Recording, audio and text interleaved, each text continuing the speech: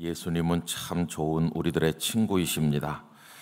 우리 십교구에서 아침 일찍 준비하셔서 이렇게 정성껏 하나님 앞에 찬양을 올려주셔서 감사합니다. 우리 박수 한 번 더 하도록 하겠습니다.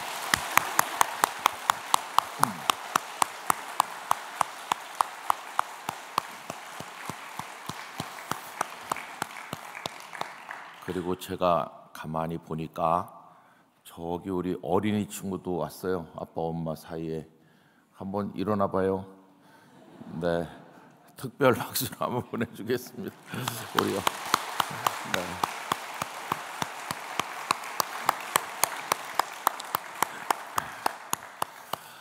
한 주간 동안 이렇게 상반기를 보내면서 또 하반기 맞이하면서 하나님의 뜻도 생각해보고 우리 자신도 돌아보는 시간을 가지게 된 것을 기쁘게 생각합니다. 소중하게 생각하면 금 같은 시간이 될 줄로 믿습니다. 부산에 있을 때는 이 강원도나 이런 데는 잘 오게 되지 않았습니다. 왜 그러냐 하면 좀 거리가 멀거든요. 그래서 부산에 있을 때 많이 간 곳은 지리산 쪽에 이제 많이 가게 됩니다. 지리산은 그 산의 크기로 보면은 우리나라에서 면적이 제일 넓은 우리나라 국립공원이죠. 높기는 설악산이 좀 더 높은데 이 차지하는 면적, 산의 크기는 지리산이 최고입니다. 그래서 여러 군에 걸쳐 있고 그렇습니다. 골짜기마다 대단한 곳이 많이 있죠. 근데 그 지리산 자락에서 유명한 것은 차입니다. 차. 그래서 저 전라도 쪽으로 가면 보성 녹차밭 아마 아실 거예요. 옛날에 여름 향기에 송승헌과 손예진 씨가 만났던 곳 거기 유명한 관광지인데 뭐 그런 유명하게 알려진 녹차밭만 있는 게 아니고 이쪽에 뭐 하동이니 그 섬진강 이런에 가면은 녹차밭이 얼마나 많은지 모릅니다. 근데 제가 잘 아는 장로님께서 그 하동에 아주 경치 좋은 곳에 제법 큰 녹차밭을 운영하셨어요. 그래서 뭐 부산 경남 일원에 목사님 장로님들이 이제 그 녹차밭에 자주 방문하곤 했는데 저도 이제 그 장로님 녹차밭을 몇 번 가본 적이 있습니다. 근데 뭐 다 설명을 들어도 잘 이해를 못 하는데 그 장로님 말씀이 녹차가 다 똑같은 게 아닙니다. 그 잎을 따는 시기와 그걸 어떻게 가공하는지에 따라서 천차만별로 다릅니다. 그렇게 이야기를 하시더라고요. 그러면서 최고의 차는 한 4월 중순께 그 잎을 따는 우전차가 제일 좋다. 그런 말씀하셨어요. 그래서 이게 모르는 게 약인데 차가 생기면은 무슨 차인가 그거부터 보는 못된 습관이 생겼는데 우리가 흔히 엽차 한 잔 마시자 엽차 그러잖아요. 그게 엽차 말고 또 다른 이름이 있는데 그건 잘 생각이 안 나는데 하여튼 그 등급을 한 4개로 이렇게 나누면은 엽차가 제일 이제 떨어지는 거예요. 그러니까 평상시 그냥 뭐 이렇게 물 마시듯이 마실 때 그래서 엽차라는 말이 나온 것 같습니다. 제일 좋은 건 이제 우전차, 그 다음이 작설차, 이제 뭐 그런 건데 여러분 커피하고 차가 뭐가 다르라고 생각하십니까? 어떤 분이 그거에 관해서 글을 쓰신 걸 몇 해 전에 읽은 기억이 얼핏 나는데요. 막 젊은이들이 아침에 출근하면서 들어가 앉을 시간 여유도 없죠. 혹은 점심 먹고 막 분주한데 그냥 길가에 서서 주문하는 거예요. 그래서 속 타는 일이 많으니까 요새 젊은 사람들은 전부 아이스 아메리카노로 그냥 해가지고 막 길거리 가면서 이렇게 마셔. 그건 마신다기보다 마셔 치우는 거죠. 근데 그분이 이제 그 젊은이들이 길거리에서 커피를 주문해서 그것도 또 뜨거운 커피 같으면은 앞에다 놓고 좀 천천히 마실 텐데 아이스 아메리카노 시켜가지고 막 들이붓듯이 그렇게 마시는 거하고 전통 찻집에 가서 그런 고급 녹차를 마시는 거하고는 전혀 다르다. 그런 얘기를 써놓은 게 생각납니다. 근데 뭐가 다르냐 하면은 이 차는 우러나는 시간이 필요하거든요. 그래서 이게 잔도 좀 뜨겁게 달구잖아요. 아마추어 같은 저 같은 사람은 잘 모르는데 차를 전문으로 마시는 사람은 그 찻잔 자체를 이렇게 먼저 달궈 가지고 만들고, 그리고 이제 거기다 물을 여러 번 이렇게 하고, 물도 아무 물이나 쓰지 않고 그런 물을 쓴다고 합니다. 어쨌든 그리고는 이제 그 찻잎을 이렇게 우러낼 때 시간이 걸리는 거죠. 그러니까 마음이 쫓기는 사람은 그냥 아이스 아메리카노를 들이부어야지 절대로 앉아서 그 차를 우려서 마실 수가 없다는 겁니다. 마음의 여유, 시간의 여유가 있어야 되는 거죠. 그래서 여유가 있는 사람이 마시는 게 차다 이렇게 말할 수도 있고, 또 반대로 차를 마시다 보면 없던 여유도 생긴다 그렇게 말하기도 해요.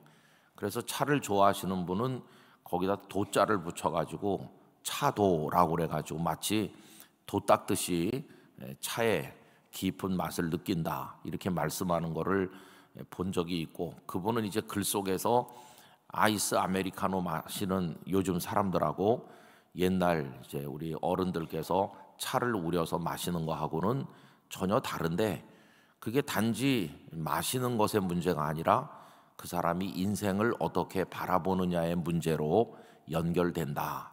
그런 내용을 써놓은 게 생각납니다. 여러분, 그분의 말씀이 틀리지 않은 것 같아요. 요즘에 뭐 정신없이 살다 보니까 우리도 정말 아이스 아메리카노 들이붓는다는 식으로 정신없이 쫓기듯이 살죠. 그렇지만은 가끔씩은 하나님 앞에 앉아서 찻잎을 우려내듯이 가만히 앉아서 하나님을 생각하고 우리 자신을 생각하는 게 필요하지 않습니까? 종종 말씀드렸지만 종교 개혁자인 칼빈 선생께서는 그 유명한 기독교 강요에서 제1권에서 하나님 앞에 질문하는 첫 번째 질문이, 하나님, 인간은 누구입니까? 다른 말로 바꿔서 말하면 하나님, 저는 누구입니까? 이렇게 질문하거든요. 이거는 정말 가장 기본적인 질문입니다. 내가 누군가? 이건 모든 철학의 주제입니다. 그런데 철학자들은 그 질문 하나를 가지고 평생을 씨름하는 거죠. 인간은 누군가? 또 나는 누군가? 이렇게 그 자기 존재의 근원부터 생각해서 또 그 존재가 어떤 존재인지를 규명하고 그 존재가 어떻게 살아내야 되는지 삶의 어떤 강론까지 평생을 거기 매달려서 씨름하고, 그거 이제 철학이라고 합니다. 그런데 신학은 그거와는 다릅니다. 그래서 칼빈 선생은 질문을 하나 더 합니다. 하나님, 인간은 누굽니까? 이렇게 인간에 대해서 질문하는 것으로 끝내지 않고 하나 더 질문해요. 그래서 신학은 철학하고는 다른 거죠. 그러면 그 두 번째, 신학을 철학과 다르게 만드는 질문이 뭘까요? 그건 이겁니다. 하나님, 당신은 누구이십니까? 그게 두 번째 질문이거든요.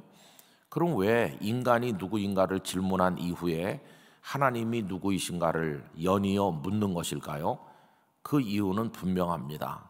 인간이 누구인가를 알아야 되겠는데 아무리 그 인간을 들여다봐도 알 수가 없거든요. 그래서 알 수 없을 때 하는 방법이 뭐냐 하면 그 인간을 만드신 분에게 질문하는 거예요. 인간이 누굽니까? 이렇게. 근데 그 인간을 만드신 분이 창조주 하나님이시기 때문에, 그래서 하나님, 당신은 누구이십니까? 하나님을 알면 그분이 만드신 인간을 이해할 수 있게 된다 하는 거죠. 그래서 인간사 모든 것을 추구하고 규명해 나가는 과정에 하나님에서 시작해서 하나님 안에서 결론을 맺으려고 하는, 그건 신학이죠. 그래서 여러분, 철학은 인간만 붙들고 씨름하는 것이고 신학은 하나님을 통해서 인간을 보는 거죠. 그래서 여러분, 그건 신학인데 그게 이제 개인화되고 주관화돼서 하나님을 통해서 일반적인 인간을 보는 게 아니라 인간 중에 한 사람인 나를 볼 때 그거는 신앙이 되는 것입니다. 신앙. 신학은 학문성이 이제 그 밑에 깔려 있는 거라면 신앙은 나의 고백이 되는 거죠. 그래서 그 유명한 아우구스티누스의 고백록 맨 앞에 보면 하나님, 제가 하나님 아버지 안에 있기 전까지는 참 평안을 알지 못하였습니다.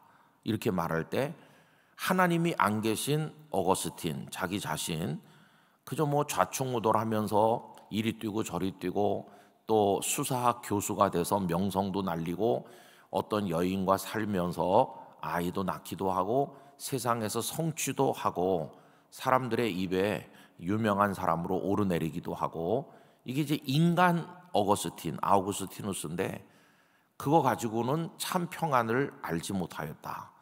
학문적인 성취도 있었고 명예도 얻었고 세상의 쾌락과 즐거움도 누려봤지만 그거 가지고는 평안을 알지 못했다.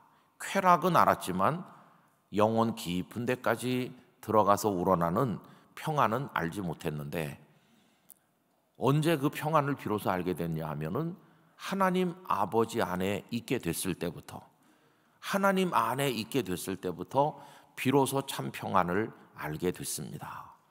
하나님이라고 하는 존재 그 안에서 평안을 얻은 것이죠. 여러분 그때 그의 고백은 신앙 고백이죠. 그래서 그의 그 책을 우리가 고백록이라고 하지 않습니까? 고백하는 겁니다. 그러니까 신앙은 연구 대상이라기보다는 고백의 대상인 것이죠.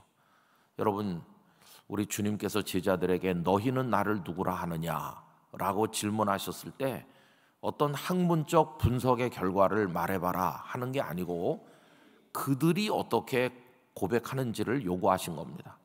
그랬더니 베드로가 주는 그리스도시요 살아계신 하나님의 아들이시니이다 라고 고백하였잖아요.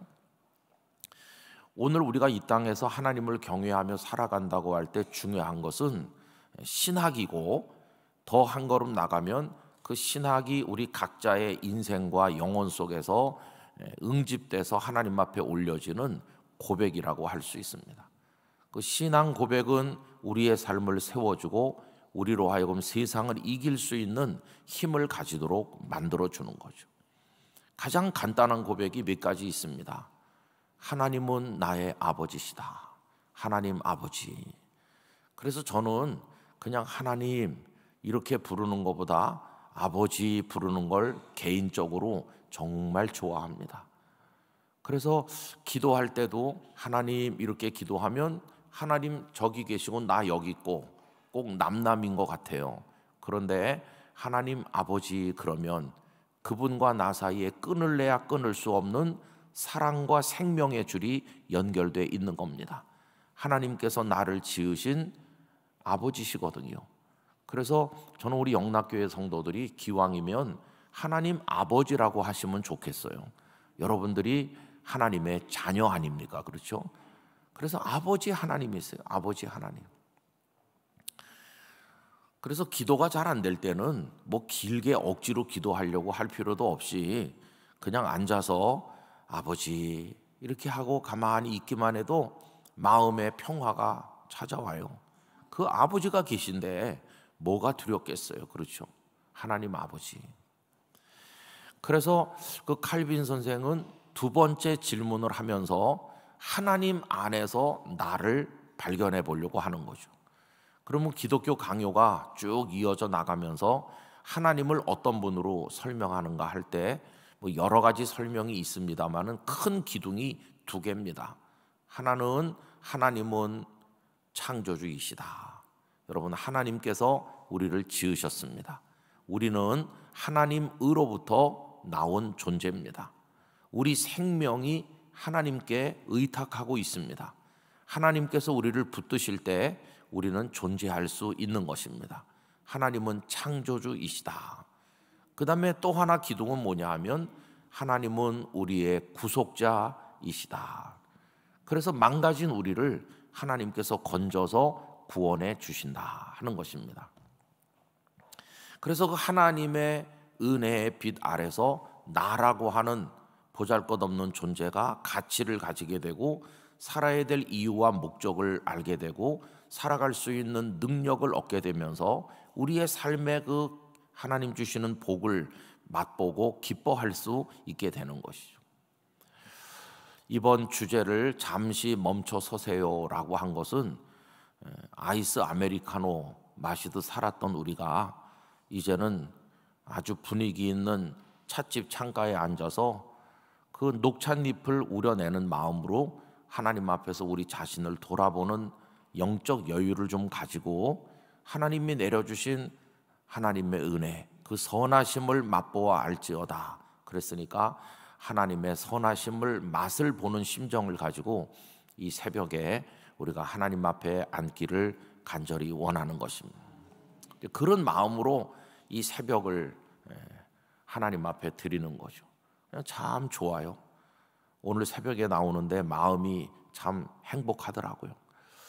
그래서 마치 막 분주했던 삶이 휴가라도 얻은 것처럼 여유가 생기면서 하얀 종이를 한 장 꺼내놓는 것 같은 느낌을 받아요.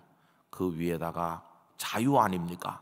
하얀 종이니까, 백지니까 거기 밑그림이 그려져 있질 않으니까 내가 거기다 글씨를 쓰든지 그림을 그리든지 하는데 그 그리고 쓸 수 있는 영감을 주시는 분은 하나님이세요.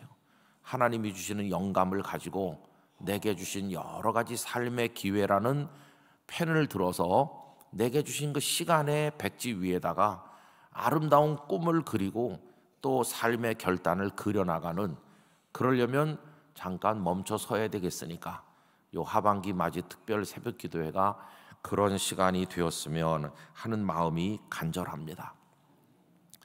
그래서 이제 어떤 본문, 어떤 주제를 가지고 이 한 주간을 생각할까, 이렇게 저에게 우리 목사님들이 하반기 특세 본문 제목 내놔라 이렇게 자꾸 요구하거든요. 저는 본문 제목 달라는 등살에 굉장히 힘듭니다. 여러 부서에서도 목사님 본문 제목 내주세요. 한 달 남았는데도 본문 제목 내달라고 그러고, 그래서 김은성 목사가 본문 제목을 창고에 싸놓고 있는 줄 아시는지. 그런데 제가 가만히 생각해 봤어요. 이 하반기 맞이 특세하면서 본문 제목을 뭘로 할까 할 때 뭐 딴 거 하려고 하지 말고 우리 성도들이 다 같이 읽는 오이코스 성경 읽기로 그냥 이어나가야 되겠다 해서 이제 그걸 드린 겁니다.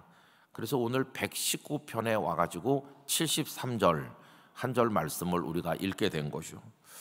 여러분 시편 119편 그러면은 대뜸 생각나는 게 있잖아요. 이 119편은 성경에서 제일 긴 장이다. 몇 절까지 있는지 아세요? 176절까지 있어요. 이걸 외우려고 하면은 좀 헷갈리는데 아주 쉬운 방법이 있습니다. 이 119편은 알파벳 시편이라고도 해요. 여러분 히브리어에도 마치 영어에 ABCD가 있는 것처럼 그 히브리어 알파벳이 있거든요. 그런데 그게 22개 글자거든요. 근데 119편은 왜 알파벳 시편이라고 하느냐 하면은 그 글자 하나당 8개 절로 돼 있어요. 그러니까 22개의 글자 곱하기 8 이렇게 하면은 딱 176 이렇게 나오는 겁니다.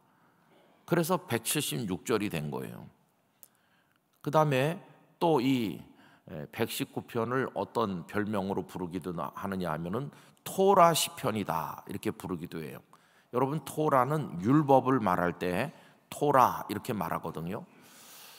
그래서 119편을 1절부터 176절까지 읽어 내려가다 보면은 한 대여섯 개 절만 빼놓고 모든 절에 하나님의 말씀을 드러내는 단어가 하나씩 들어 있어요. 우선 8가지 단어를 쓰고 있는 것을 볼 수 있는데 이건 그냥 듣기만 하시면 되는데 에두트라고 하는 히브리어 단어가 무려 23번 쓰였어요.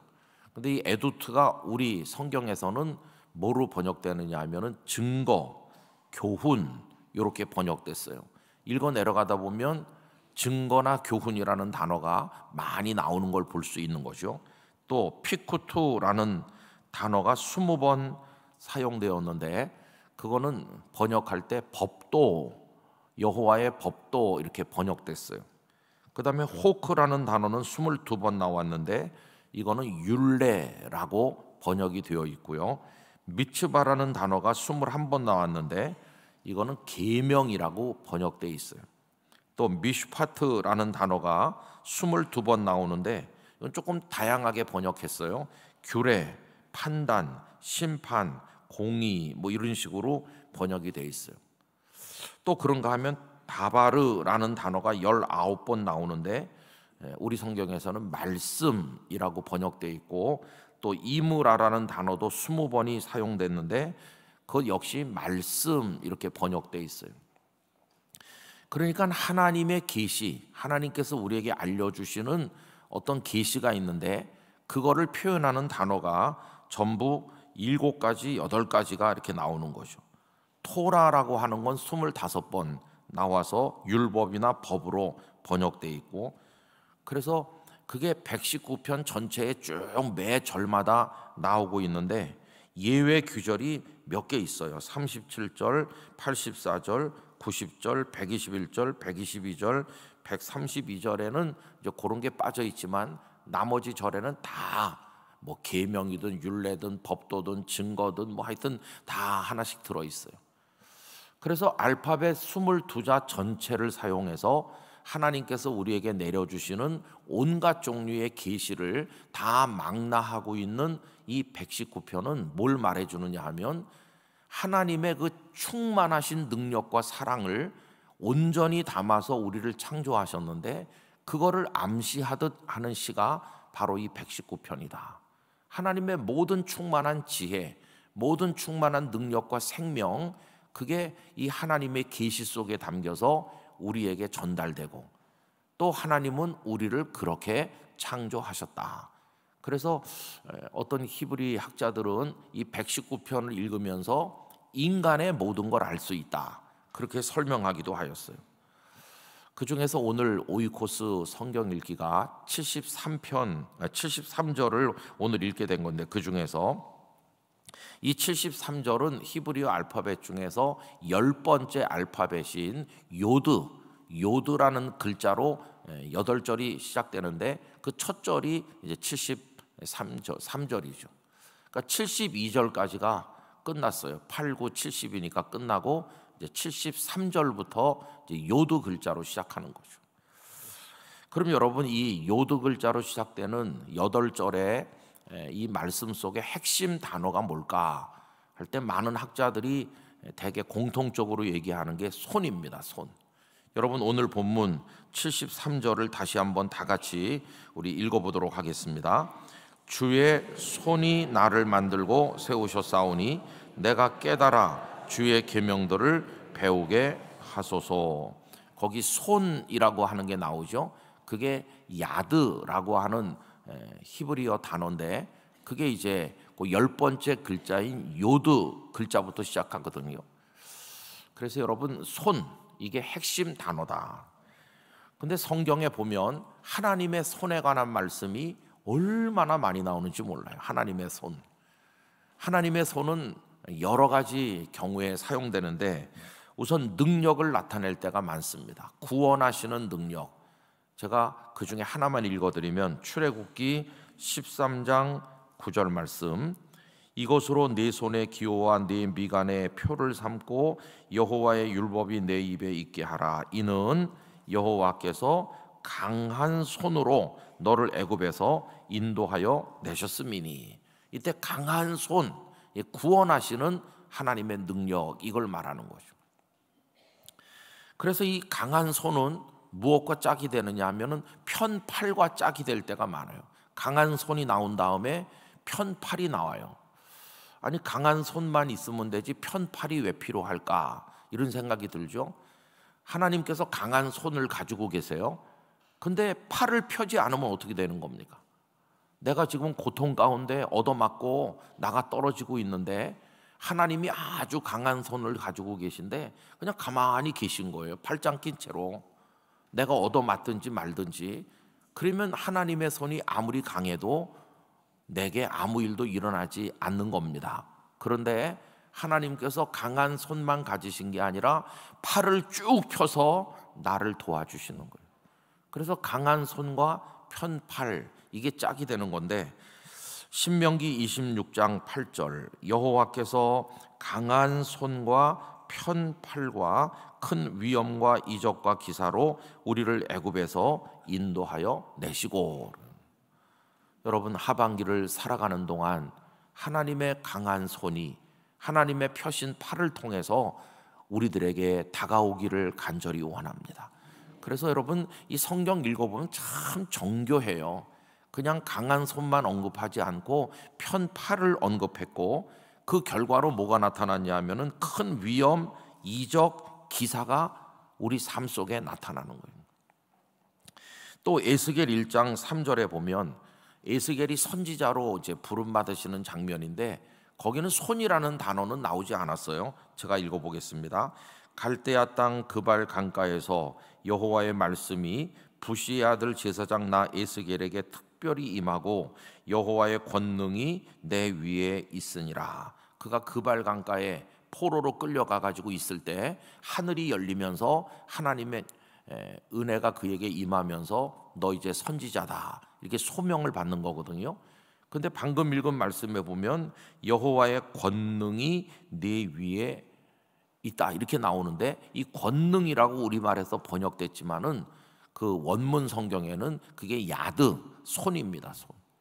그러니까 그냥 단어대로만 번역하면 하나님의 손이 내 위에 임하였다, 그렇게 번역하는 거죠.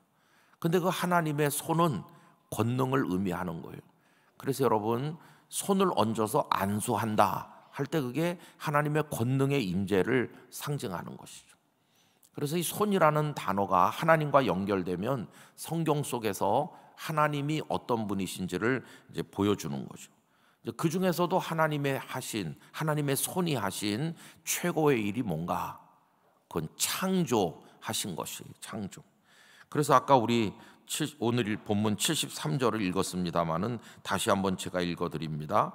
주의 손이, 그 하나님의 손이 뭘 하셨죠? 창조하시는 중에 나를 만들고 세우셨습니다. 여러분, 오늘 아침에 우리 자신이 하나님의 손에 의해서 지음받았다는 사실을 다시 한번 깊이 마음에 새기길 원합니다. 하나님의 손이 우리를 지으셨어요.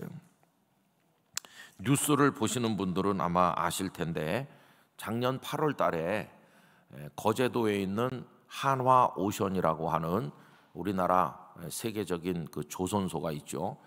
거기서 깜짝 놀랄 배를 하나 수주하게 됐어요. 무슨 뭐 유조선도 만들고 온갖 배들을 우리나라가 지금 많이 만드는 조선 최강국인데, 그 배를 수주한 것은 깜짝 놀랄 만한 뉴스가 됐습니다.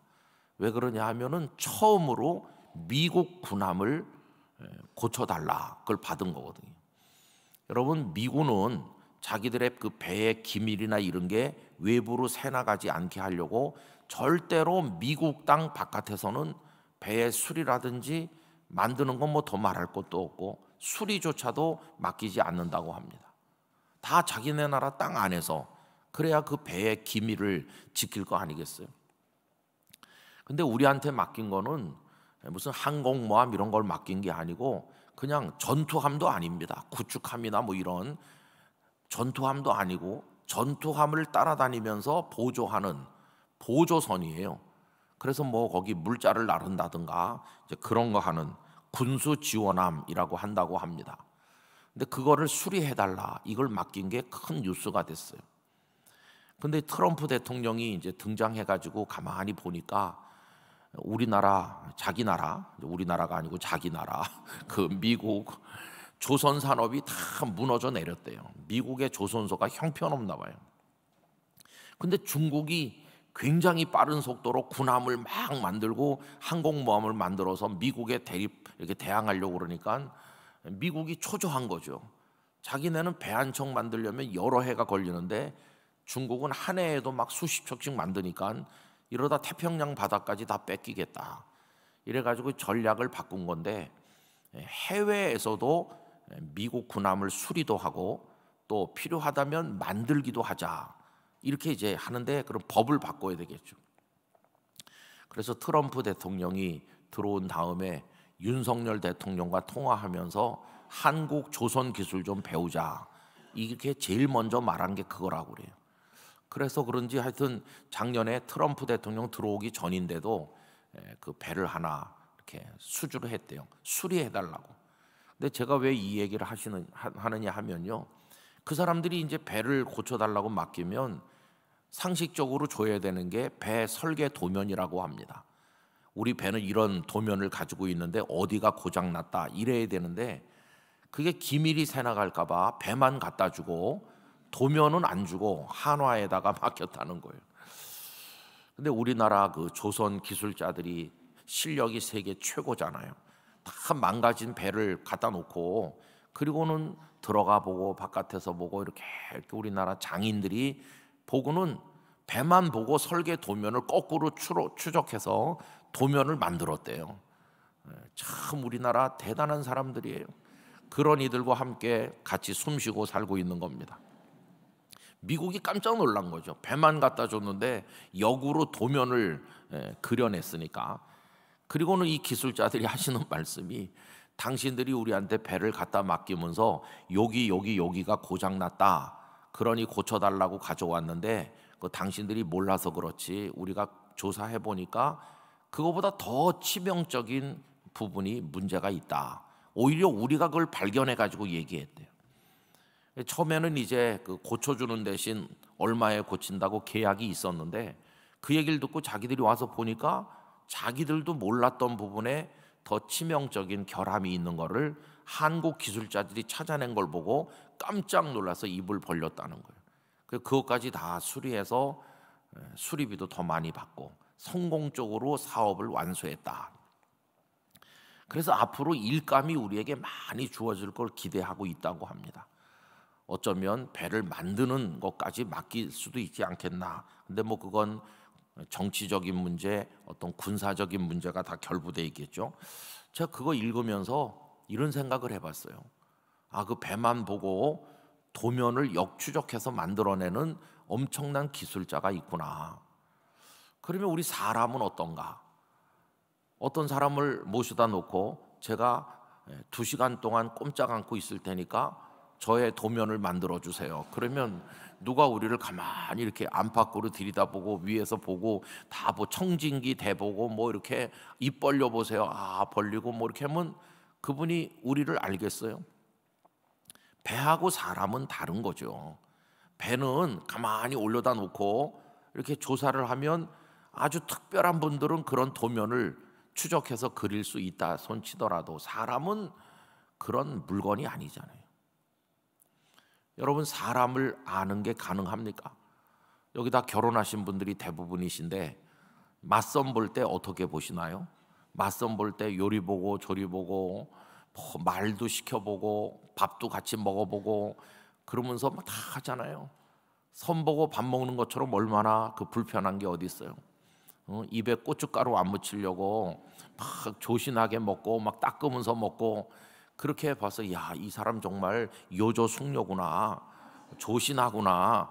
그래가지고 결혼했더니 나중에는 이만한 함지박에다가 밥 비벼가지고 막 먹고 그런 거 보면 충격받아서 나가 넘어지겠죠.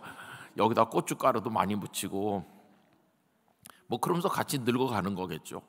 사람은 가만히 봐도 알 수가 없어요. 더군다나 사람은 그 속에 알 수 없는 영이 들어있어요. 영. 하나님께서 흙으로 빚어 사람을 만드셨다고 했는데 마지막에 하나님의 생기를 불어넣어가지고 비로소 생명이 되었다고 그랬잖아요.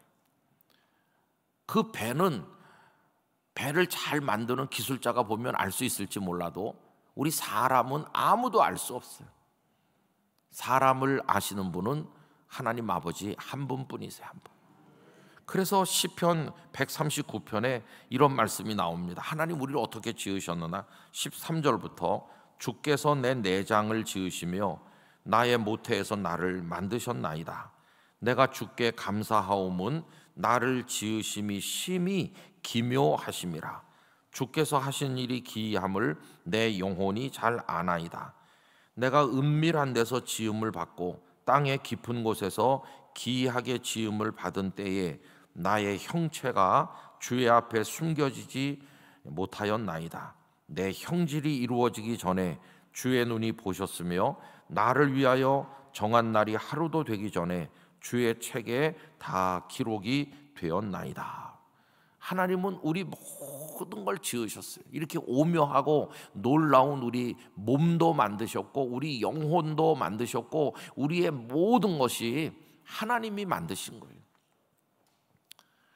우리가 어떤 기계나 자동차 이런 거 사면 사용 설명서를 주지 않습니까?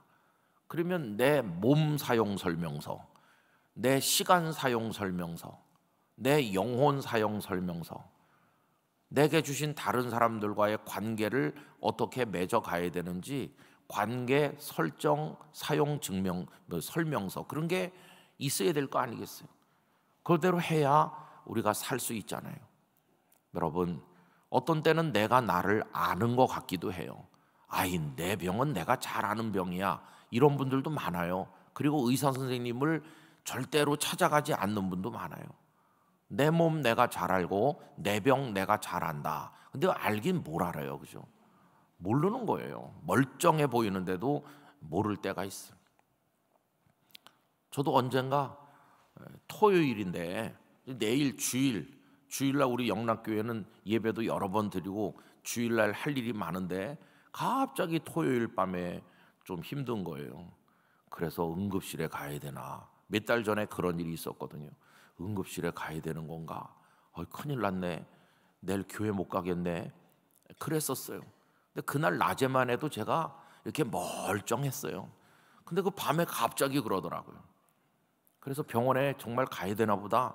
이 밤에 주일 밤에 병원에 가면 누가 있나? 그런 걱정도 한두 시간 했는데 근데 참 하나님의 은혜로 조금 있으니까 멀쩡해졌어요. 참 알다가도 모를 게 우리 자신이에요. 여러분, 우리 스스로 우리를 안다고 생각하는 교만을 다 내려놓아야만 될 것입니다. 그래서 아프면 의사 선생님 앞에 가서 들어눕는 것처럼 우리 인생이 꼬이고 힘들 때 하나님 앞에 가야 되는 거예요. 왜냐하면 주께서 나를 만드셨으니까. 그래서 오늘 시편 이 119편 73절이 그 계명을 배운다 그렇게 말하잖아요. 주의 손이 나를 만들고 세우셨사오니 내가 깨달아 주의 계명들을 배우게 하소서. 왜 주님의 말씀, 주님의 계명을 배워야 되느냐? 그게 사용 설명서니까. 그래서 이 하나님의 말씀 성경 속에 우리들의 인생을 어떻게 사용해야 될지가 다 들어있거든요. 그래서 이걸 읽으면서 하나님의 가르침을 받아야 되는 거예요. 그래야 우리의 삶을 건강하게 관리하고 온전하게 세워서 거기서 하나님이 기뻐하시는 인생의 열매를 맺을 수가 있다는 것이. 여러분, 우리가 성경을 읽고 묵상해야 되는 이유는 지식을 쌓기 위해서가 아니라 우리 자신을 알기 위해서입니다. 의사 선생님들이 우리를 진단하고 처방전을 주면서 또 설명해 주잖아요. 이건 이렇고 이건 이러니까 앞으로 이건 드시면 안 되고 이건 이렇게 하셔야 되고 무슨 약을 먹고 뭐 하루에 몇 번씩 뭘 하고 이렇게 친절하게 안내해 주고 그대로 하면 참 이상하게 씻은 듯이 낫고 다시 회복되는 것처럼 저는 하나님의 말씀 속에 우리들의 인생을 회복하는 모든 비밀이 다 들어있다고 믿습니다.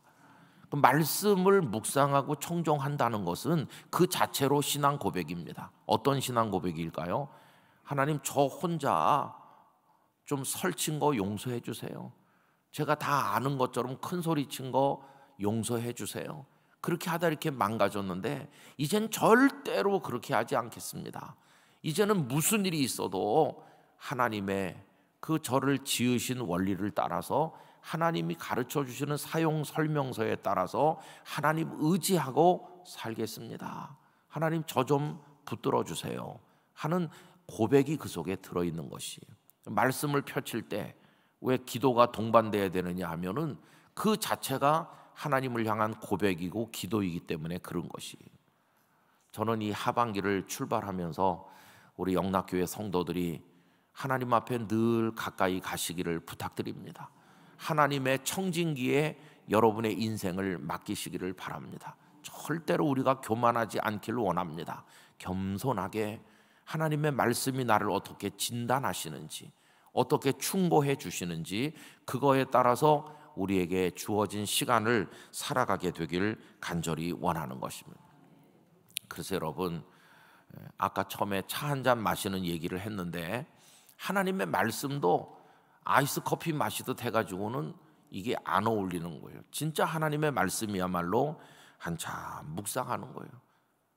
율법을 주야로 묵상한다. 묵상은 영혼의 여유를 하나님 앞에서 즐길 줄 아는 사람이 아니면 절대로 할 수 없어요. 이제 제가 가끔 목사님들 이렇게 모이는 모임에 가서 이런저런 목회 강의도 하기도 하고, 목사의 자기 관리에 관한 얘기도 하고 이렇게 하기도 하는데, 가끔은 이렇게 주제를 주는 때가 있어요. 그분들이 저를 부르면서 목사님 이번에는 설교에 관해서 얘기해 주세요. 참 난감한 거죠. 그래서 저는 어떻게 설교 준비를 합니다. 언제 타이핑을 하고 길이는 어느 정도 하고 이런 거 이제 얘기해요. 그러면 이제 그분들이 마지막에 혹시 질문할 분 있으면 질문하세요.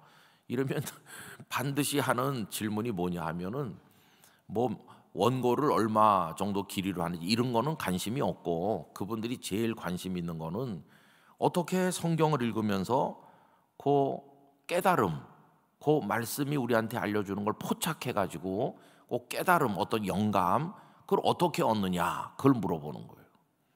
이건 참 대답을 할 수가 없는 거죠. 여러분, 저도 옛날에 보면은 똑같은 대한성서공에서 만든 성경을 가지고 읽는데도 나는 아무리 읽어도 그걸 발견 못하는데, 어떤 목사님은 그거 숨겨진 오묘한 진리를 찾아내서 무릎을 탁 치도록 아주 정말 감칠맛 나게 설교하는 분들이 계시거든요. 저분은 어떻게 저거를 깨달았을까? 근데 그게 무슨 노하우가 있는 게 아니거든요. 여러분, 저도 시간에 막 쫓기고 그런 날은 성경을 읽어도 눈에 하나도 들어오질 않아요. 그런데 하나님 앞에 멈춰서서 하나님의 뜻을 알기를 간절히 바라는 마음으로 이렇게 묵상하면은 여러 장을 읽지 않아도 단 한 절이, 어떤 땐 단어 하나가 저를 통째로 감싸 안는 은혜를 받을 때가 있어요. 정말 요 하나님 말씀 한 절 한 절은 아주 최상급의 찻잎과도 같아요. 그 말씀을 가만히 담궈 놓고 있으면 색깔이 우러나면서 맛이 우러나는데, 그게 정말 굉장한 거예요. 여러분, 그런 말씀을 이 한 권에 담아서 우리에게 주셨잖아요. 그래서 이 하반기에 오이코스 성경 읽기 범위에 따라서 하루 몇 장씩 읽어야 되는 게 부담이 되셔서 가끔은 읽어 치우시는 분도 있겠지만, 그러나 서너 장 읽어 치울 수밖에 없을 만큼 바쁜 때도 계시겠지만, 그러나 또 어떤 때는 그 한 절 말씀을 놓고 오랫동안 맛을 음미하듯이 그렇게 묵상하시길 바랍니다.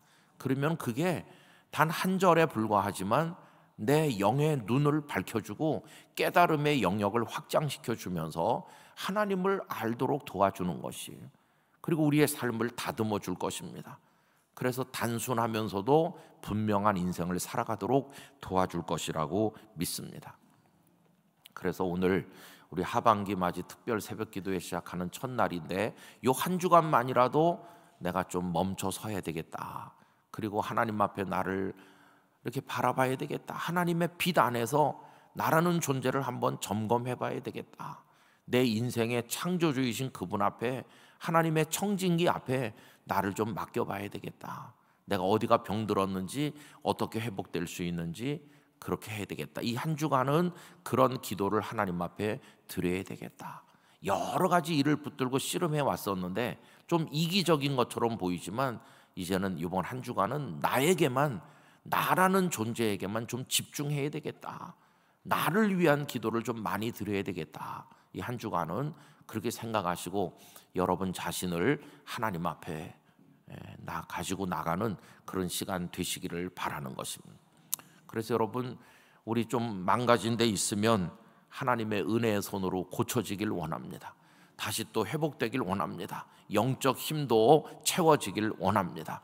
그래서 다시 힘을 얻어서 달려갈 수 있길 원합니다. 한 분 한 분에게 필요한 은혜 하나님께서 주실 줄 믿습니다. 의사 선생님이 모든 환자에게 소화제를 주는 건 아니잖아요. 어떤 사람에겐 소화제를 주고 어떤 사람에겐 진통제를 주고 다 다르게 주는 것처럼 하나님은 우리 각자를 위한 은혜를 처방하여 주실 것이라고 믿습니다. 새벽마다 여기 오시든지 가정에서 영상으로 연결되어 계시든지 간에 여러분 한 분 한 분에게 하나님의 손 대시는 그 주의 손, 은혜의 손, 능력의 손이 여러분을 어루만지시는 그런 새벽이 되시기를 간절히 축원합니다. 기도하겠습니다.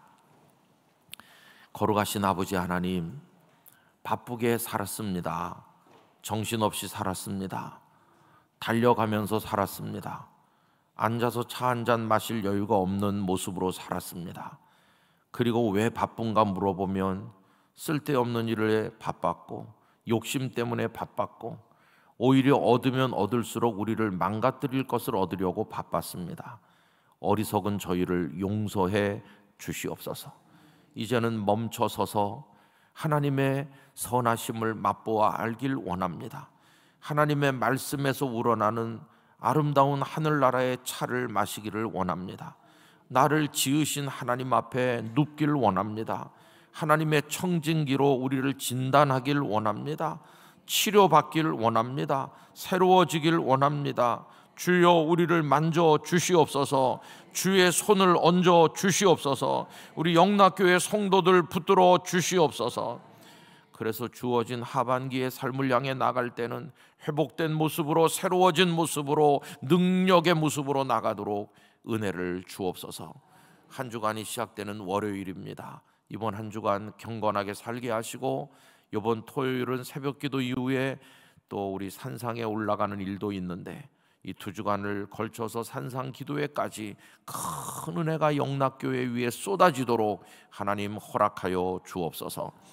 오늘 찬양을 올려드린 십교구를 축복하여 주시옵시고 이우림 목사님과 교구의 모든 성도 한 분 한 분이 한 덩어리가 돼서 우리 영락교회에서 왕성한 구역으로 교구로 하나님 앞에 설 수 있도록 은혜를 허락하시고 구역장님들과 권찰님들 속한 모든 우리 영락의 성도들 십교구 식구들을 하나님께서 붙들어 주옵소서. 오늘 이 새벽 가지고 나온 각자의 기도에 응답해 주시기를 원합니다. 이제는 주 예수 그리스도의 은혜와 하나님 아버지의 사랑과 성령님의 교통하심이 하나님 앞에 우리를 가져다 놓고 진단을 받고 말씀으로 치료되고 주의 손으로 새로워지기를 원하며 하나님을 우러르는 모든 성도들 가운데 영원히 함께 하시기를 축원하옵나이다. 아멘.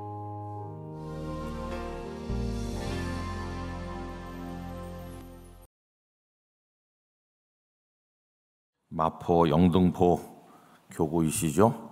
네.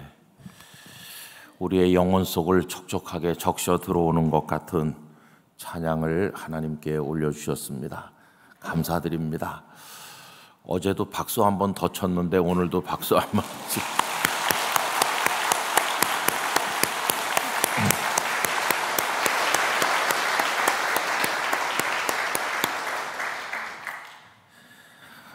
감사드립니다. 오이코스 성경 읽기 순서에 따라서 이번 특별 새벽 기도회를 진행하면서 이제 오늘은 시편 130편에 이제 우리가 오게 되었는데요. 120편부터 시작을 해서 15편이 성전에 올라가는 노래라는 말씀을 전에도 드린 적이 있죠. 그런데 이 120편부터 이제 134편까지 15편이 성전을 향해 올라간다. 그러니까 정지되어 있는 삶이 아니라 무엇인가를 향해서 가는 방향이 있는 삶을 보여줍니다. 우리가 지난주일 낮예배 시간에 예수님께서 예루살렘을 향하여 올라가시기로 굳게 결심하셨다. 그 방향이 중요하다는 것을 나눈 바가 있지 않습니까? 근데 여기 이분들은 그 방향이 어디냐 하면 성전입니다. 성전을 향하여.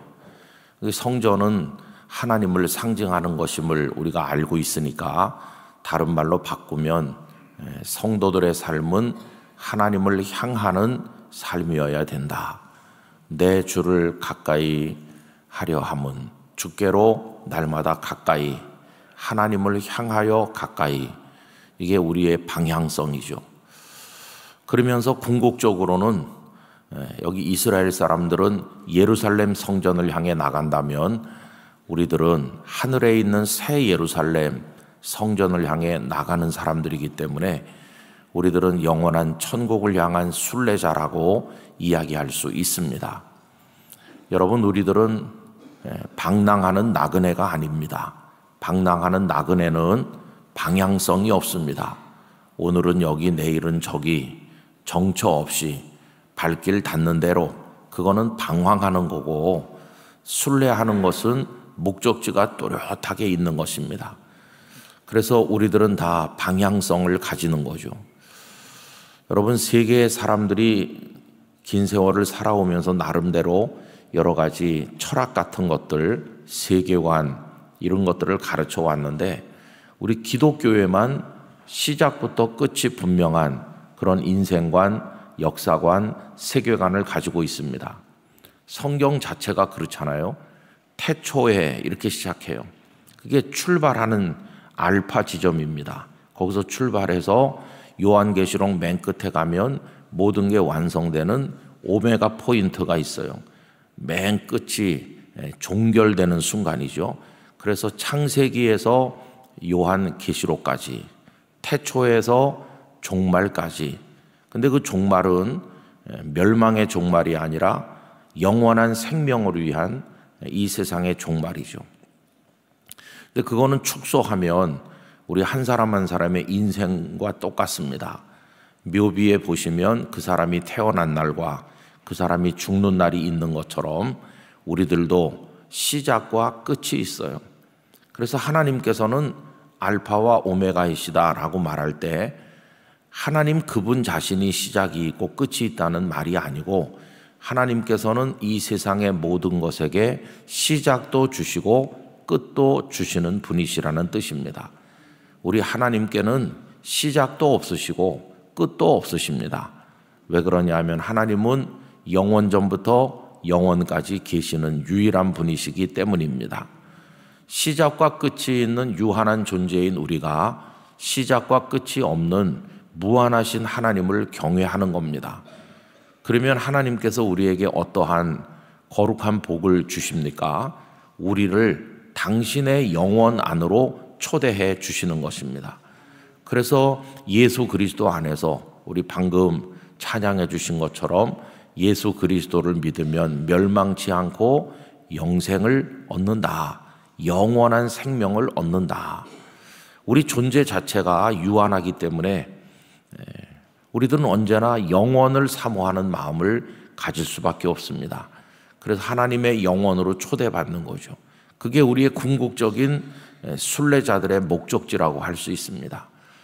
저 새 예루살렘을 향해 아버지 하나님께서 기다리시는 영생의 나라를 향해 우리가 발걸음을 내어 디디는 것이죠.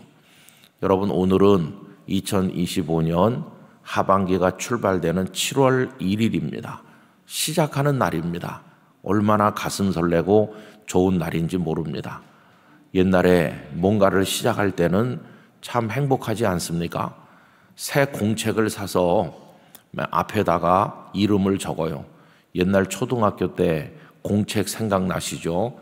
언제부턴지 공책이란 말을 안 쓰고 노트란 말을 쓰게 됐는데 여러분, 공책이란 말이 참 옛날을 생각나게 만들어요.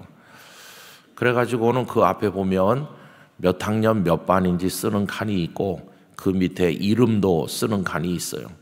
그래가지고 그 밑에다가 큼지막하게 정자로 아주 정성껏 이름을 씁니다.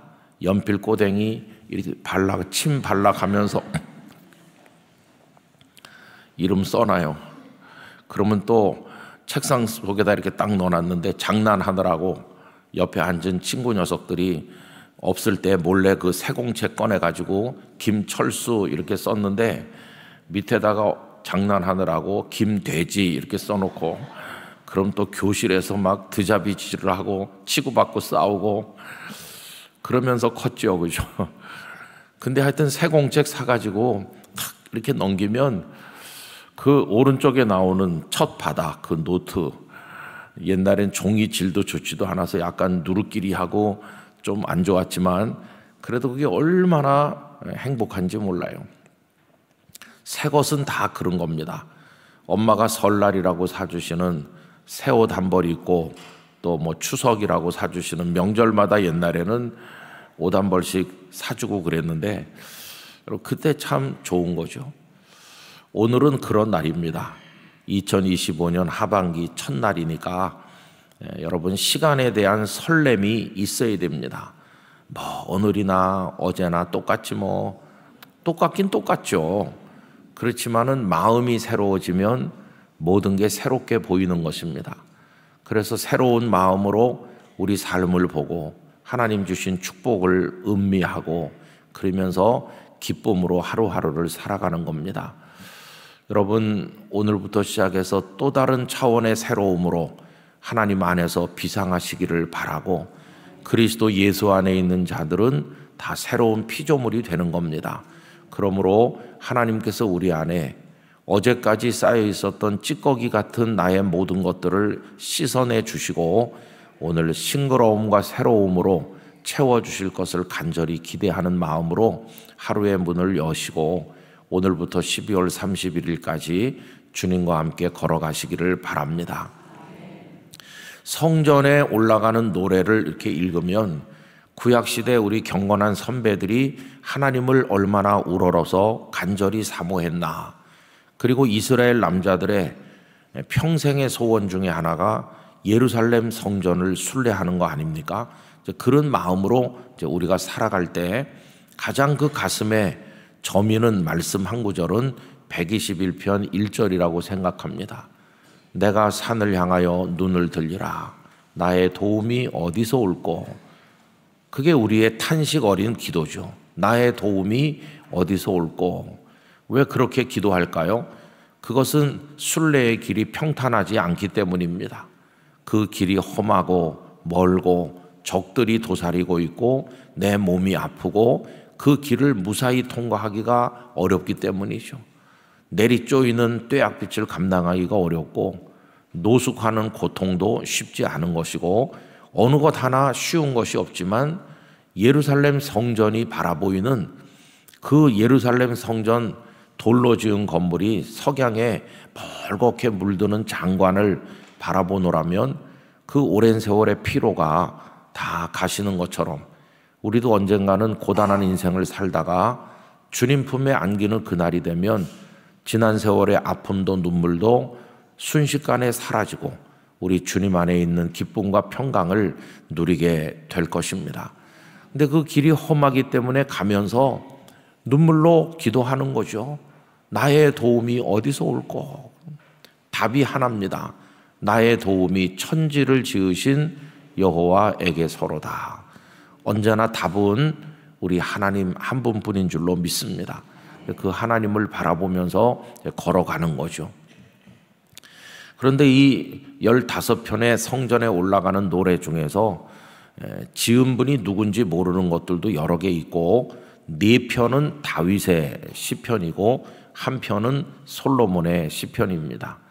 그가 누구이든지 간에 우리는 이 시 속으로 녹아 들어가서 우리가 바로 그 순례자다 하는 마음으로 이 성경 오이코스 읽기를 하시고 오늘은 그 중에서 한 귀절 시편 130편을 선택해서 지금 1절만 읽었는데 우리 나중에 마지막 절까지 읽어보도록 하겠습니다. 근데 이 130편은 어느 때 지은 노래냐 하면은 깊은 곳에 있을 때라고 되어 있어요. 여호와여 내가 깊은 곳에서 주께 부르짖나이다 이렇게 되어 있어요. 깊은 곳. 여러분 여기 깊은 곳이라고 번역된 것은 마아크라고 하는 단어인데 구약 성경에 통틀어서 5번 쓰이고 있어요. 무슨 특별한 의미가 있는 건 아니고 문자 그대로 깊은 곳입니다. 이 깊은 곳은 고통을 의미하는 거죠. 여러분 그 옛날에 플라톤 철학자들이 이원론 철학을 가르쳤는데요. 그 사람들은 세상이 위의 세계와 아래 세계로 위아래로 나눠져 있다. 그래서 위의 세계에 있는 것들이 아래 세계에 올 수 없고 아래 세계에 있는 것들이 위로 갈 수 없다. 이렇게 가르쳤어요. 그 위의 세계에 있는 것은 뭐냐 하면 완벽한 신이 계시다. 그리고 거기는 영원이 있다. 거기는 절대적인 선이 있다. 거기는 완전함이 있다. 그게 위에 있는 거예요. 그러면 그건 신들의 세계죠. 그럼 이 아래 세계는 인간들이 허덕이면서 살아가는 이 세상인데 아래에 있는 것은 시작과 끝이 있는 보잘것없는 인생들이 있고 그래서 거기는 고통의 삶이 이어지고 불완전하고 상대적이고 죽음이 있고 이 아래 세계는 멸망하는 세상이에요. 그래서 아래 세계에 살고 있는 인생들의 소망은 저 위의 세계로 올라가는 건데 도저히 올라갈 수가 없는 거죠. 왜 그러냐 하면 위의 세계와 아래 세계 사이에 가로막는 게 있기 때문인데 그거를 그 사람들은 어비스, 시면이라고 불렀어요. 가장 깊은 바다 같은 시면, 캄캄하고 어둡고 깊은 게 가로막고 있기 때문에 아무리 노력해도 위로 올라갈 수 없다. 그게 플라톤 철학자들의 운명론적인 극복할 수 없는 이원론 철학이죠. 근데 나 같은 인생은 아래 세계에 있기 때문에 저 위의 세계에 가야 절대선 영원히 있는 그리로 올라갈 수가 있는데 불가능한 거죠. 그럼 구원은 어떻게 받습니까? 구원의 가능성이 없잖아요. 여러분 구원은 딱 하나입니다. 저 위의 세계에서 손을 내밀어 우리를 건져 올리는 것밖에 없어요. 그런데 그 사람들은 그 시면이 가로막혀 있기 때문에 위의 세계에서도 밑으로 올 수 없다. 그렇게 가르쳤어요. 그게 이원론이거든요. 그런데 그거를 완전히 깨뜨린 것이 뭐냐 하면 우리 예수님의 성육신입니다. 우리 예수님은 지난 주일 말씀드린 것처럼 천상에 계셨던 분이잖아요. 하늘 보좌에 계신 분이세요. 거기가 그 사람들의 표현대로 하면 위의 세계 중에서도 가장 높은 곳에 우리 주님께서 계신 건데 그분이 그 모든 영광의 보좌를 던져버리시고 이 땅 낮은 곳으로 사람의 몸을 입고 내려오신 것이. 그래서 그분은 손을 내밀어서 우리를 끌어올리시는 방식의 구원을 하신 것이 아니고 당신께서 이 땅에 아예 내려오심으로 우리를 구원하시는. 그래서 그 당시 플라톤 철학에 익숙한 사람들은 하나님이 사람이 돼서 땅에 왔다고 하는 이 성육신의 이야기를 도저히 믿을 수 없었어요. 그래서 여러분 로마 세계 속에 이 복음이 전파될 때 이 복음을 전하는 자들을 정치인들만 핍박한 게 아니고 그 철학자들도 굉장히 핍박했거든요. 철학자들이 기독교 복음을 핍박한 이유는 자기들이 생각하는 철학의 기본 틀, 이 이원론을 깨뜨린다고 생각했기 때문이에요. 그래서 그 1세기, 2세기, 3세기 그때 그 문헌들 보면은 그 당시 이교 철학자들이 얼마나 기독교 복음을 미신이라고 어리석은 거라고 말도 안 되는 거라고 공격했나 그런 자료들을 우리가 볼 수 있거든요. 근데 여러분 그 사람들이 생각하는 위의 세계와 아래 세계가 막혀 있다고 하는 그런 상식대로 한다면 구원이 없는 거죠. 왜 기독교 복음이 고귀하고 파격적인가 하면 그 모든 어리석은 생각을 파하고 하나님은 친히 사람이 되셔서 우리 속으로 뚫고 들어오셨으니까. 하나님의 뚫고 들어오심, 그게 바로 은혜입니다. 하나님께서는 두꺼운 병실 안에서 고통받고 있는 이에게도 뚫고 들어가신다고 믿습니다. 저는 백혈병을 앓으시면서 골수 이식을 하고 무균실에서 아무도 들어갈 수도 나올 수도 없는 다 모든 소독 장비를 갖춘 의료진만 드나드는 그런 곳에 입원한 환자들을 몇 차례 가본 적이 있습니다. 그래도 제가 목사인데요 이렇게 하면은 처음엔 안 된다고 하다가 나중에는 다 소독하고 뭐 이상한 옷을 입고 딱 5분입니다. 그러면서 그렇게 들여보내준 적이 있었어요. 들어가서 가만히 보면 야, 문이 이렇게 잠겨 있어서 이분은 여기가 인생의 마지막인 것 같이 느껴질 수도 있겠는데 이 외롭고 고통스러운 방에 내가 5분 왔다 가는 게 무슨 의미가 있나? 주님은 여기 오셔서 이분과 함께하여 주십시오. 그렇게 기도하는 거죠. 주님은 지금도 고통의 깊은 자리에서 눈물 짓고 있는 우리들에게 뚫고 들어오신다고 믿습니다. 그게 복음의 기초인 것이죠. 그래서 이 깊은 곳이라고 하는 것은 뜻밖에도 고통의 장소고 멸망의 장소인 것 같지만 놀랍게도 뚫고 들어오시는 주님을 만나는 은혜의 장소가 되는 것이 은혜의 장소. 우리가 하반기를 시작한다고 낭만적으로 하반기에는 좋은 일만 있을 거야. 애들 말로 룰루랄라 하면서 살 수 있을까요? 하반기에도 이 지구촌에는 계속 전쟁이 이어지고 누군가는 가족이 죽고 누군가는 병에 걸리고 누군가는 고통하고 그럴 거예요. 언젠가 한번 주일 낮예배 시간에 생각했으면 하는 주제가 있는데 사람들은 세상에 대해서 낙관적 기대를 가지는 이들이 많지만 그러나 성경은 세상을 낙관하지 말라고 얘기하고 있습니다. 세상은 멸망할 세상이다. 이렇게 단정 짓고 있지 좀 지나면 좋아진다. 이렇게 말씀하지 않으셨어요. 근데 우리는 그런 기대를 가질 때가 많잖아요. 세상은 멸망할 것입니다. 다시 말하면 한번 돌이킬 수 없는 파국을 경험하고 난 다음에서야 새로운 하늘과 새로운 땅이 주님의 나라가 열리는 것이죠. 성경은 그런 세계관을 보여줘요. 아까도 말씀드린 것처럼 태초에서 종말에 끝나는 거지 이게 영원히 이어지는 게 아니에요. 사람의 인생도 한번 태어나면 죽는 날이 있는 거지 보약 많이 먹고 헬스 많이 하면 계속 사는 게 절대로 아니거든요. 어제도 어떤 목사님 네 분이 먼 곳에서 오셔서 기쁜 만남을 가졌는데 그 목사님 얼굴이 아주 피부도 좋고 좋으셔요. 그리고 참 행복해 보이셔요. 볼 때마다 부러운 목사님이시죠. 그래서 목사님 더 좋아지셨네요. 그리고 가만히 보니까 조금 달라졌더라고요. 그래서 뭐가 달라졌느냐 그랬더니 저보고도 목사님도 빨리 하라고. 그게 뭔지 궁금하시죠? 이걸 약간 올리셨어요. 이렇게. 근데 저도 올릴까 그런 생각도 해요. 왜 그러냐 하면은 자꾸 내려오니까 눈에 들어오는 빛이 줄어들어 가지고 침침한 거예요. 근데 눈이 커지면 빛이 많이 들어와 가지고 보는 게 환하게 보인다 그래요. 그래서 어떻게 올리지? 그런 생각도 하기도 하는데 어쨌든 그 목사님 만나니까 좋더라고요. 그래서 이제 저희 내외가 네 분이 참 좋아 보이신다, 건강해 보이신다 이렇게 하니까 그 목사님 우린 촌에 살면서 운동 많이 하고 뭐 또 이제 신선한 그런 것도 많이 드시고 한참 얘기하면서 우리 보고도 그렇게 하라고 그런 말씀을 이제 하셨거든요.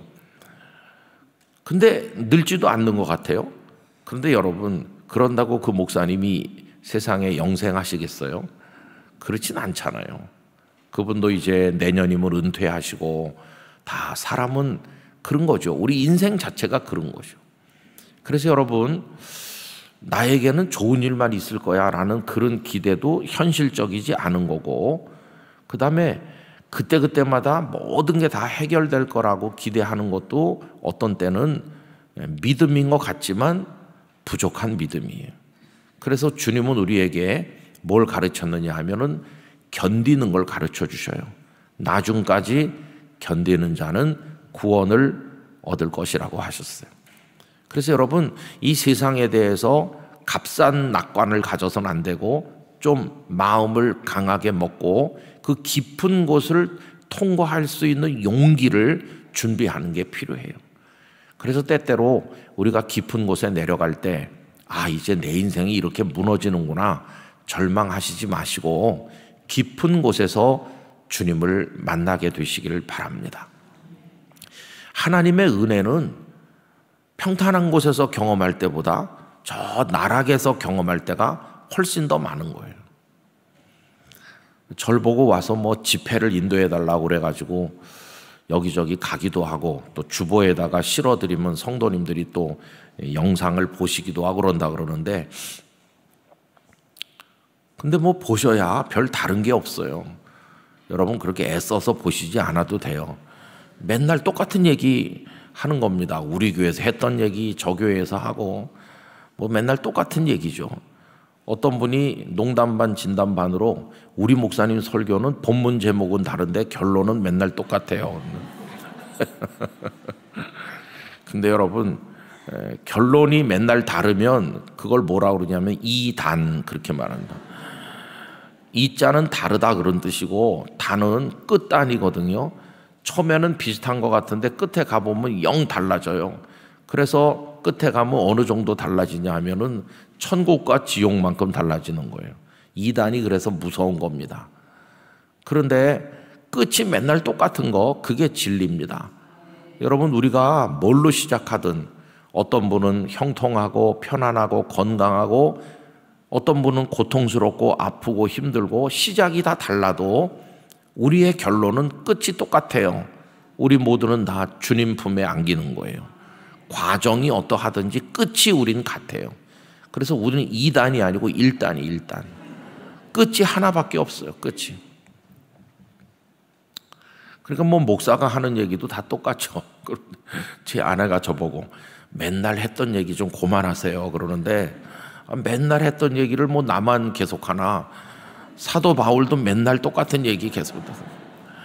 바울이 BCD 안디옥에서도 설교하고 여기저기서 사도행전에 보면 설교했는데 맨날 똑같아요. 바울이 그렇게 공부도 많이 하고 그랬는데 하는 얘기가 맨날 예수님 얘기밖에 없고, 다메섹에 가다가 떨어진 얘기밖에 없고, 그런 거죠 뭐. 여러분, 바울 전체 생애 중에서 가장 깊은 곳이 어디였을까요? 다메섹으로 가다가 굴러 떨어져서 눈이 멀어버리고 더듬거리면서 바닥에 엎드러졌을 때, 그게 바울의 인생 중에 가장 깊은 데 떨어졌던 때라고 할 수 있어요. 근데 바울이 바울 된 건 그것 때문이에요. 그거. 그 깊은 데 떨어진 고통 때문에 하나님 모르고 살던 이 사울이 진정한 하나님을 알게 되는 바울로 바뀐 거죠. 깊은 곳은 은혜의 때입니다. 제가 이제 설교를 해보면, 여러분 제가 이렇게요 아무 걱정 없이 잘 지내고 있습니다, 부러우시죠? 그런 얘기하면 아무도 아멘 안 해요. 근데 제가 많이 아팠던 얘기도 하고 힘들었던 얘기도 하고 희망 없었던 얘기도 하면서 그 속에서 만난 하나님을 얘기하면 성도들이 울기도 하고 아멘도 하고 그래요. 그래서 제가 깨달았어요. 하나님은 깊은 곳에 있을 때 다가오시는구나. 깊은 곳은 은혜의 자리입니다. 이 130편 시인도 깊은 곳에서 뭘 한다고 그랬습니까? 부르짖었다고 그러잖아요. 부르짖었다. 여러분 130편 1절 다시 한번 다 같이 읽읍시다.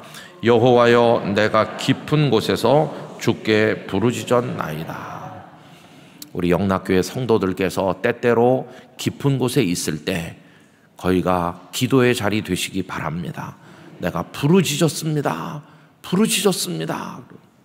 아까 불렀던 찬송가, 여러분 얼마나 가사에 집중하시면서 불렀는지 모르겠는데, 아까 불렀던 내가 깊은 곳에서, 요 130편을 가사로 만든 찬송인 걸 아세요?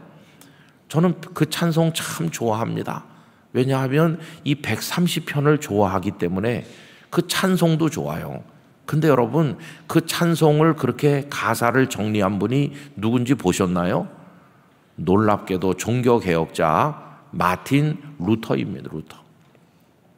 이건 뭘 말해주느냐 하면은, 루터도 그 놀라운 하나님의 은혜, 믿음으로 구원받는 진리, 이런 것들을 캐톨릭 교회의 핍박과 죽음의 위협 앞에 파문당하면서 버텨냈는데, 그분도 깊은 곳에서 고통 많이 받았거든요. 그러면서 이 130편을 사랑하게 되셨고, 그래서 그걸로 가사를 삼아서 시를 쓰고, 그게 찬송가가 되어서 오늘 우리 입에서 하나님께 올려지게 된 것이에요. 우리 믿음의 선배들 다 깊은 곳을 경험했던 분들이에요. 그 깊은 곳에 내려갈수록 거기서 탄력을 받아서 더 높이 비상할 힘을 가지게 되는 것이에요.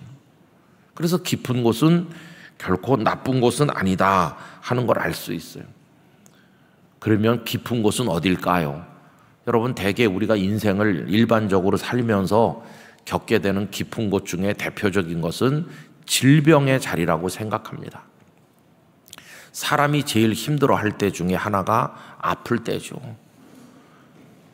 그것도 또 뭐 가벼운 병이 아닐 때, 만성질환. 병원에서 의사 선생님이 이거는 치료법이 없습니다. 그냥 참으시고 운동하시면서 견뎌내면서 지나시는 방법밖에 없습니다. 제가 전에 알았던 어떤 분도 뭐 온갖 병원에 다 다녔는데 왜 아픈지 모른대요. 하여튼 모든 검사 결과는 정상이라고 합니다. 그런데 아침에 깨면 오전 몇 시간은 잘 일어나지도 못할 만큼 머리끝부터 발끝까지 아픈데 막 견디기 어려워. 어떤 때 눈물이 막 나올 정도로 온몸이 아프다 그래요. 왜 아픈지 모르니 더 막 좀 안 된 말로 미칠 지경이죠.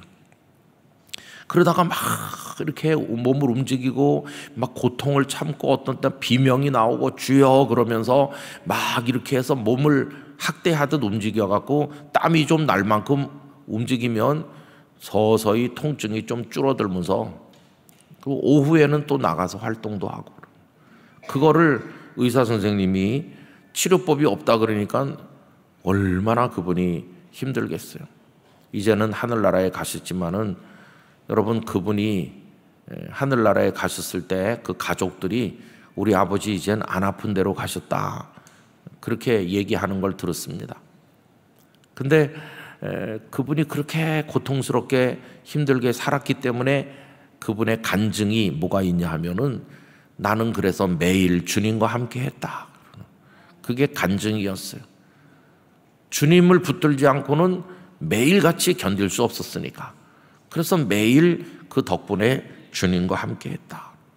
질병이 깊은 곳 중에 하나죠. 그 다음에 실패도 참 깊은 곳이라고 생각합니다. 사업하다가 다 날려버리고 그냥 빈털터리가 되고, 어떤 분들은 뭐 교도소에 가기도 해요. 다 그게 정리가 안 돼가지고. 저도 그런 분 또 몇 분 봤어요. 언젠가도 말씀드린 것처럼 제가 이제 거제도에 있는 에스더 그 수양관 기도원 같은 곳인데 가끔씩 가서 거기서 2, 3일 머물며 기도도 하고 그랬는데, 거기 권사님께서 부산 영락교회 권사님이셨고 40일 금식 기도를 몇 번이나 하신 정말 영이 맑은 권사님이셨어요. 그 권사님이 부산에 다니러 나오시면 제가 목회하는 교회도 자주 오셨고 참 이렇게 가깝게 지냈는데, 그 권사님이 거기 가면 얼마나 반가워해 주시는지, 그래서 거길 늘 갔어요. 한 번은 갔더니 방을 한 칸씩 줘서 목사님들은 거기서 이제 설교 준비도 하고 기도도 하고 그렇게 하는데, 아침밥을 먹는데 어떤 분이 와서 같이 먹는 거예요. 그래서 이제 인사를 할 거 아닙니까? 저는 부산에서 온 목사입니다. 그분도 인사를 하는데, 그분은 경상남도 어디서 오신 사업하는 장로님이시라고 하더라고요. 그래서 이제 아침을 먹으면서 이제 차 한잔 하면서, 아니 장로님은 어떻게 기도원에 오셨습니까? 다 사업도 하시고 직장도 다니고 바쁘실 텐데 어떻게 오셨습니까? 그랬더니 저보고 이런 얘기 하더라고요. 목사님, 오늘이 제 사업 망하는 날입니다. 그게 무슨 얘기가 했더니 이제 부도가 나는 거예요. 그 회사가 부도가 나갖고 오늘 중으로 부도 날 거라고. 그러면 보통 쫓아다니면서 그 부도를 막기 위해서 동분서주하고 돈을 빌리고 뭐 어떻게 해가지고 그걸 막아야 될 텐데, 이 장로님 말씀이 다 끝났어요. 이제는 돈을 막을 수도 없고 어떻게 이 지경이 됐습니까 하니까 아주 믿었던 친구한테 사기당하는 것처럼 돼갖고 가슴속에 원한이 막 치솟아 오르는 그런 지경인데, 이분은 의외로 평안하시더라고요. 어떻게 그런 배신을 당했는데 평안하십니까? 그러니까 아이고 원래 깡시골 출신이고 아무것도 없던 전데 그래도 제가 예수님 믿고 하나님을 알고 그래도 이렇게 마음이 평안합니다. 뭐 주셨다 또 가져가시기도 하고 뭐 그런 거죠. 나라고 뭐 나쁜 짓을 안 했나요? 저도 나쁜 놈이었는데요. 아, 참 특이한 장로님이시네. 그리고 이제 한 2년쯤 있다가 그 기도원에 또 갔지 않겠습니까? 그래서 그 권사님하고 밥을 먹다가 그분 생각이 떠올라가지고 아니 그때 그 여기 왔던 그때 장로님 그분 생각나십니까? 아이고 그럼 그분 가끔 오세요. 요새도 가끔 온다고. 그 후에 어떻게 됐습니까? 그랬더니 그분이 겪은 고초는 뭐 다 말할 수 없지만 결론이 뭐냐 하면은 날아올랐다는 거예요. 날아올라. 어떤 친구한테 당했잖아요. 그 소식이 이제 여기저기 퍼져나갔는데 서울에서 사업해가지고 크게 대성한 어떤 친구가 너 옛날에 나 쪽박 찼을 때 네 거 다 팔아서 나 도와준 거 잊지 못하고 있다. 근데 네가 그런 일을 당했을지 몰랐어. 그러면서 그 서울에서 크게 성공한 친구가 몇 배로 갚아줬대요. 그래가지고 그 뭐 사기 당한 거에 여러 배를 갚아줬고 그래서 그 장로님 잘 됐다고. 그래서 요새는 잘 돼서 온다고. 그래서 그 얘기를 듣고 실패의 밑바닥에도 하나님이 찾아오시는구나. 또 가만히 신앙 고백 같은 거 읽어보면은 외로움이 그 관계가 깨지는 거가 성도들이 경험하는 대표적인 깊은 곳인 것 같습니다. 그래서 누구한테 버려졌다, 배신당했다, 날 사랑하는 사람이 없는 것 같다, 외롭다. 근데 정말 사람이 없는 사람도 있지만 가족도 있고 다 있는데도 그런 마음의 병을 앓는 사람들이 있더라고요. 아내도 있고 애들도 있고 다 있지만 다 소용없어요. 그런 사람도 있어요. 누가 위로해도 이게 안 되고 정말 사람 이러다가 잘못되는 거 아닌가? 그런 경우들도 종종 봤습니다. 여러분 어쨌든 다양한 종류의 깊은 곳이 있어요. 근데 우리가 잊어서는 안 될 것은 그 어떤 깊은 곳이든 우리 주님은 뚫고 들어오신다는 거예요. 사실 주님은 우리보다 더 깊은 곳에 가셨던 분이세요. 우리 주님이 내려간 깊은 곳을 우린 가보지 못했어요. 우리 주님이 내려간 깊은 곳이 어디입니까? 십자가의 죽음 그겁니다. 아니 주님의 십자가가 우리보다 더 깊은 곳이었다고 말하는 이유는 뭐냐 하면 우리는 십자가에 달려본 적이 없잖아요. 고통을 겪고도 십자가의 고통만한 고통은 아직 또 앞으로도 겪지 않을 거예요. 더군다나 그분은 요만큼 있다 요만큼 내려온 분이 아니고 저 높은 곳에 계시다가 큰 밑바닥 죽기까지 복종하셨다. 빌립보서 2장에 나오는 너희 안에 이 마음을 품으라 곧 그리스도 예수의 마음이니 하고 그 다음에 쭉 나오는 게 하나님의 동일한 본체를 가지신 분이시지만 하나님과 동등됨을 취하지 아니하시고 낮추시고 비우시고 그래가지고 죽기까지 복종하셨다. 제일 낮은 곳까지. 그랬더니 우리 성부 하나님께서 우리 주님을 살려내시고 높은 곳으로 올려 모든 무릎을 그 앞에 꿇게 하시고 만왕의 왕이요 만주의 주가 되게 하시지 않았습니까? 우리 주님은 가장 깊은 곳에서 우리의 깊은 곳의 고통을 다 경험해 주신 분이세요. 그래서 여러분 우리가 하반기를 살면서 어떤 어려운 일이 있다 할지라도 절대로 낙심하지 말고 내 곁에 주님 계시다. 그걸 안다면은 우리도 하나님 앞에 깊은 곳에서 부르짖기를 원합니다. 기도하길 원합니다. 주님을 의지해야만 될 것입니다. 그런데 여러분 질병도 또 뭐 실패도 외로움도 다 깊은 곳이지만 가장 우리가 맞닥뜨려야 될 깊은 곳이 어딘지 아세요? 그런데도 우리가 그걸 잘 모르고 있는 깊은 곳이 있어요. 그게 뭐냐 하면 죄입니다. 죄. 여러분 질병이나 실패나 외로움이 우리를 영원한 멸망으로 끌고 들어가지는 않습니다. 아무리 몸이 많이 아팠대봤자 이 세상에 있을 동안 뿐이죠. 아무리 내가 외로워도 이 세상에 있을 때만 그런 거지. 그런데 죄는요, 이건 영원한 멸망으로 끌고 들어가는 거잖아요. 사실 깊은 것으로 따지면 죄로 인한 고통이 제일 제일 깊은 거예요. 여기 130편 시인이 말하는 깊은 곳은 몸이 아프다, 실패했다 그런 게 아니고 죄로 인한 깊은 고통입니다. 130편 여러분 성경을 펴셔서 3절 말씀 보시기 바랍니다. 3절 다 같이 읽어보실까요?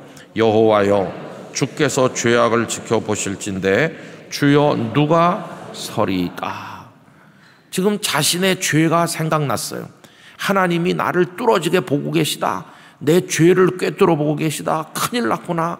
이 고통, 하나님이 내 죄를 다 꿰뚫고 계시다고 하는 그 앞에서 덜덜 떨면서 그거보다 더 무서운 고통은 없는 거예요. 아까 말씀드렸던 루터 얘기를 전에도 했는데, 이 마틴 루터는 캐톨릭 교회 그 신부 아닙니까? 캐톨릭 교회는 고해 성사를 하죠. 그래서 어떤 신부 앞에 가가지고 이렇게 칸막이가 막혀 있기도 하지만 다 알겠죠, 누군지. 근데 신도가 수천 명 되는 데는 저 앞에서 고백하는 여성, 남성이 누군지 가려 있어가지고 모를 수도 있겠죠. 어쨌든 그래서 캐톨릭 교회 신자들은 신부님 제가 이런 죄를 저런 죄를 지었어요 이렇게 얘기한다 그러죠. 근데 이제 그때도 똑같이 하는 건데, 루터가 고해 신부를 이제 만나가지고 고해를 하는데 이게 한 5분 10분 하고 끝나는 게 아니에요. 몇 시간을 했다는 거예요. 5시간도 하고 6시간도 하고. 오히려 지쳐 나가 떨어지는 게 어느 쪽일까요? 그 듣고 있는 사람 쪽에서 지치는 거예요. 여러분, 누가 와가지고 자기 죄를 얘기하면 이 사람 겉으로는 멀쩡해 보이는데 이런 죄도 지었어? 어떻게 보면 상대에 대한 호기심이 생길 수도 있어요. 근데 이거를 대시간 6시간 하면은 듣는 사람이 지치는 거죠. 요만한 미주알 고주알 다 말하고. 그래서 루터의 고해 신부가 되겠다고 나서는 사람이 없었대요. 네가 해라 네가 해라 이런 식이겠죠. 더군다나 다 끝나고 가다가 다시 뛰어온다는 거예요. 아까 까먹고 못한 게 또 있습니다. 그러니까 이 루터는 좀 특이한 분이었어요. 자기가 저지른 죄가 계속 생각나는 거예요. 여러분, 하루 종일 죄가 생각나면 어떻게 살겠습니까? 그 죄가 누르는 무게가 얼마나 무거운지. 그게 루터의 깊은 곳이에요.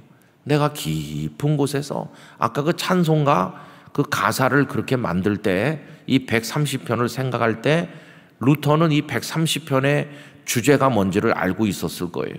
그게 죄로 인한 깊은 고통이거든요. 이 시인이 지금 그걸 얘기하고 있어요. 근데 여러분, 요즘에 우리들의 문제가 뭔지 아세요? 우리들의 문제는 질병으로 실패로 이런 걸로 인해서는 내가 지금 깊은 곳에 떨어져 있어. 이거는 느낌도 있고 그렇게 고백도 하는데, 우리 요즘에 우리들은요 죄로 인한 고통이 없어요. 이게 지금 문제입니다. 죄로 인한 고통이 없으면 뭐가 없을까요? 회개가 없는 거죠. 왜 멸망합니까? 죄 때문에 멸망하는 게 아니고 회개하지 않아서 멸망하는 겁니다. 그러니까 이게 심각한 겁니다. 아파도 아픈 줄 모르는, 통증이 없는 환자들이 있다고 그러잖아요. 이게 지금 죽어가고 있는데도 나 안 아픈데요? 그럼 이게 심각하잖아요. 좀 죄에 대한 통증이 없는 마비된 양심, 이게 오늘 우리를 망하게 만들고 있는 거죠. 근데 여기 이 시인은 아주 예민한 고통을 겪고 있는 거예요. 여러분, 저는 우리가 깊은 곳을 경험해야 되는데 딴 거보다 죄에 대한 고통을 경험해야 된다고 생각합니다. 그래야 회개가 나오는 거죠. 요나서 1장에 보면 요나가 너 니느웨에 가서 말씀 전해라. 그러니까 뻔뻔하게 하나님을 거역하죠. 다시스로 가는 배를 탔어요. 그런데 거기 보면 그는 기도 같은 거 안 합니다. 배 밑바닥에 내려가서 쿨쿨 자고 있는 거예요. 아니, 하나님의 명령을 어기고 도망가면 불편하고 마음이 불안해서라도 잠이 안 올 건데 깊은 잠을 자는 거 보면은 선원들이 와서 깨우면서 지금 잠잘 때가 아니다. 풍랑을 만났어. 그런데도 자고 있었던 그를 보면 야, 이렇게 둔할 수가 있나. 그 1장의 요나는 참 이상한 사람이에요. 근데 2장의 요나는 기도하는 사람으로 바뀌었어요. 2장의 요나. 어떻게 갑자기 기도하는 사람으로 바뀌었나? 깊은 곳에 떨어졌거든요. 하나님께서 선원들을 통해 그를 바다에 던지셨고 물고기가 그를 삼켜서 물고기 뱃속에 들어갔는데 거기가 깊은 곳이. 요나서 2장 1절, 요나가 물고기 뱃속에서 그의 하나님 여호와께 기도하여 이르되, 생판 기도하지 않던 사람이 기도하는 사람으로 바뀌었어요. 우리도 그렇죠. 멀쩡하게 살 때는 기도를 안 하다가 뭔가 고통이 오면 그때 기도하는 사람이 대부분이잖아요. 내가 받는 고난으로 말미암아 여호와께 불러 아뢰었더니, 고난 때문에 기도하게 되었다는 거죠. 주께서 내게 응답하셨고 내가 스올의 뱃속에서, 이 물고기 뱃속을 이번에는 스올의 뱃속이라고 그러는데, 스올은 죽음의 자리, 무덤, 멸망, 그걸 말하잖아요. 멸망의 깊은 뱃속에 떨어진 거죠. 거기서 부르짖었더니 주께서 내 음성을 들으셨나이다. 요나서 2장 3절, 주께서 나를 깊음 속 바다 가운데 던지셨으므로, 거기도 깊음이 나오잖아요. 요나도 깊은 곳에 있을 때 자기 죄를, 하나님의 명령을 어긴 죄를 깨닫게 되었고, 그때서야 하나님 앞에 회개하는 기도를 드리게 되었고, 물고기가 그를 육지로 토해내므로 다시 니느웨로 갈 수 있게 된 것이죠. 그래서 여러분, 이 시인이 지금 죄 가운데서 고통하고 있구나. 여러분, 씻지 않고 새 옷을 입는 거는 찜찜한 겁니다. 아무리 그 옷이 고가의 좋은 새 옷이라도 씻지 않고 땀범벅이 되고 흙범벅이 된 채로 새 옷 입고 길바닥에 나가는 사람은 아무도 없습니다. 새 옷을 입기 전에 반드시 해야 될 것은 깨끗이 씻는 겁니다. 이 하반기 6달, 오늘 7월 1일부터 이 하반기 6달은 새 옷과 같은 시간입니다. 그러려면 새 옷을 입기 전에 먼저 씻어야 되겠죠. 그래서 저는 오늘 새벽에 하나님의 거룩하신 은혜 가운데 예수님의 보혈로 우리가 씻김 받기를 원합니다. 깨끗해지길 원합니다. 그리고 새로운 시간의 옷을 갈아입기를 원하는 것입니다. 다윗도 시편 51편에 보면 기쁨의 고통을 느꼈죠. 밧세바로 인해서 범죄한 그 이후에 얼마나 그가 눈물로 통곡하는지 우리가 알고 있지 않습니까? 자, 이제 오늘 130편 4절부터 우리 마지막 절까지 읽어봅시다. 천천히 다 같이 읽읍시다. 4절부터입니다. 그러나 사유하심이 주께 있음은 주를 경외하게 하심이니이다. 나 곧 내 영혼은 여호와를 기다리며 나는 주의 말씀을 바라는도다. 파수꾼이 아침을 기다림보다 내 영혼이 주를 더 기다리나니 참으로 파수꾼이 아침을 기다림보다 더하도다. 이스라엘아, 여호와를 바랄지어다. 여호와께서는 인자하심과 풍성한 속량이 있음이라. 그가 이스라엘을 그의 모든 죄악에서 속량하시리로다. 할렐루야. 여러분, 거기 파수꾼이 아침을 기다리는 것보다 더 기다린다 이렇게 얘기하고 있잖아요. 그럼 뭘 기다리고 있습니까? 5절에 보면 나 곧 내 영혼이 누구를 기다려요? 여호와 하나님을 기다리고, 구체적으로 뭘 기다리죠? 주의 말씀을 기다리는 거예요. 말씀이 빨리 내게 임했으면, 말씀이 빨리 왔으면 하고 기다리는데, 파수꾼이 아침을 기다리는 것보다 그 말씀을 더 간절하게 기다린다는 거예요. 그럼 어떤 말씀을 기다리는 걸까요? 딱 하나입니다. 네 죄를 용서하였다. 그 말씀을 기다리는 거예요. 죄 때문에 너무 괴로워하고 있는데 빨리 용서해 주신다는 말씀 한마디, 그 언제 내게 주시려나, 그러면서 애를 태우고 용서해 주신다는 은혜의 말씀을 기다리고 또 기다리는 거죠. 그렇게 기다렸더니 주님이 용서하시는 거예요. 7절, 이스라엘아, 너희들도 여호와를 그렇게 바랄지어다. 그렇게 하면 여호와께서는 인자하심과 풍성한 속량이 있으시다. 그래서 8절, 그 하나님께서 이스라엘을 그의 모든 죄악에서 속량하시리로다. 그 깊은 죄에서 용서하시고 끌어올려 주시는 순간 더 이상 기쁨의 고통에 머물지 않고 이제는 하나님을 향해 날아오르며 영광의 찬송을 올리고 춤을 출 수 있게 된다는 것을 볼 수 있어요. 여러분, 어떻게 우리 죄의 용서가 가능한 것입니까? 예수 그리스도로 인해 가능한 것입니다. 예수님 십자가에 달리셔서 아버지여 저들의 죄를 사하시옵소서, 그 한마디, 저들의 죄를 사하시옵소서, 자기들의 하는 것을 알지 못함이니이다. 그 한마디가 이 땅에 세상에 사람이 창조된 이후 무수한 사람들이 기다렸던 한마디예요. 이 땅의 모든 죄인이 기다렸던 한마디, 그게 십자가에서 울려 퍼진 거예요. 아버지 저들의 죄를 사하시옵소서. 파수꾼이 밤을 새며 기다리는 것보다 더 기다렸던 한마디를 예수님은 십자가 위에서 드디어 들려주신 것이, 그 한마디로 인해서 우리가 용서받았습니다. 우리가 구원받았습니다. 씻김 받는 것입니다. 깨끗이 씻김 받은 기쁨을 가지고 다시는 내가 죄를 범하고 먹고 마시지 않으리라 결심하면서 7월 1일 오늘부터의 삶을 새 옷 입듯이 갈아입으시고 살아나가시게 되기를 간절히 기원합니다. 이건 다른 말로 말하면 이제 우리가 죄와의 전쟁을 선포해야 된다는 거예요. 근데 저는 가만히 생각해 봤습니다.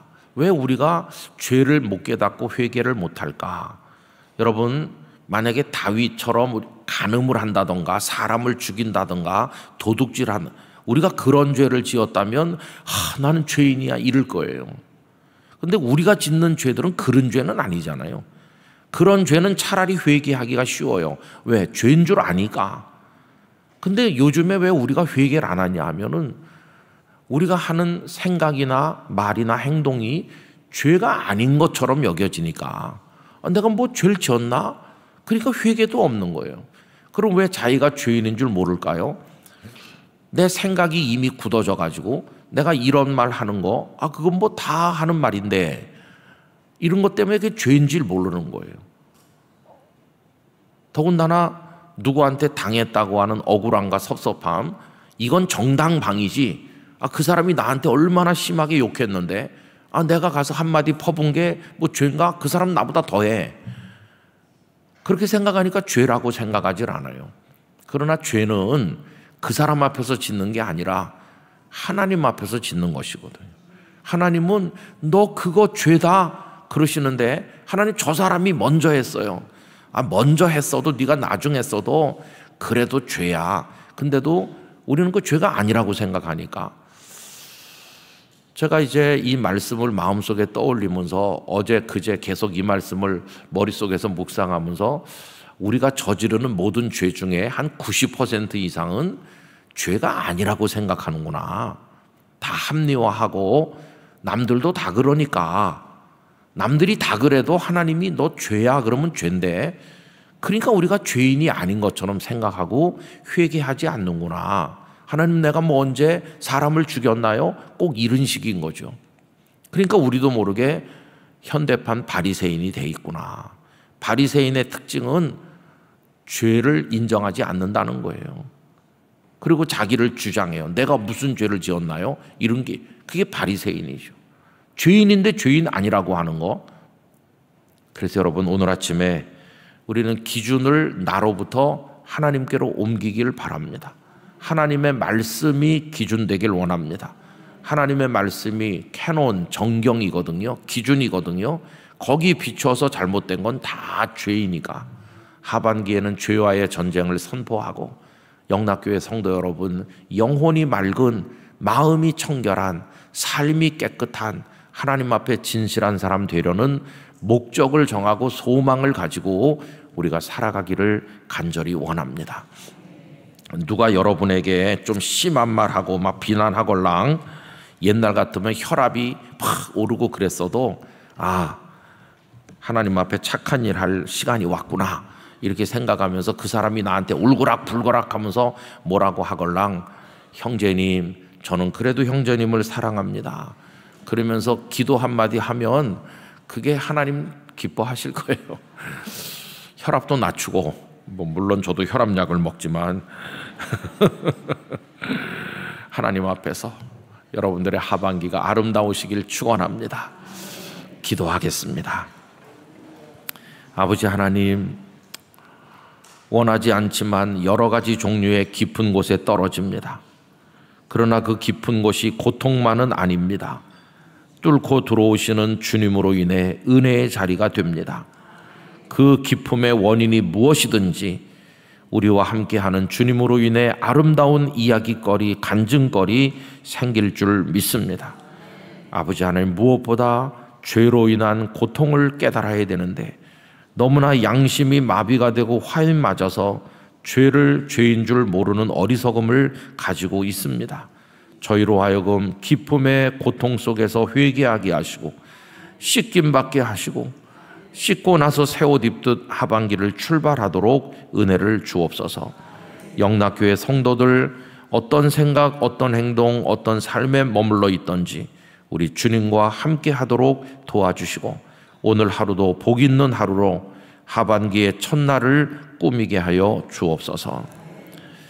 이제는 주 예수 그리스도의 은혜와 아버지 하나님의 사랑과 성령님의 교통하심이 이 새벽에 함께한 모든 성도들, 또 찬양으로 영광 돌린 귀한 분들, 그리고 봉사하고 섬기는 모든 이들, 하반기를 소망으로 출발하는 모든 영락의 권속들 삶의 자리에 영원히 함께 하시기를 축원하옵나이다. 아멘.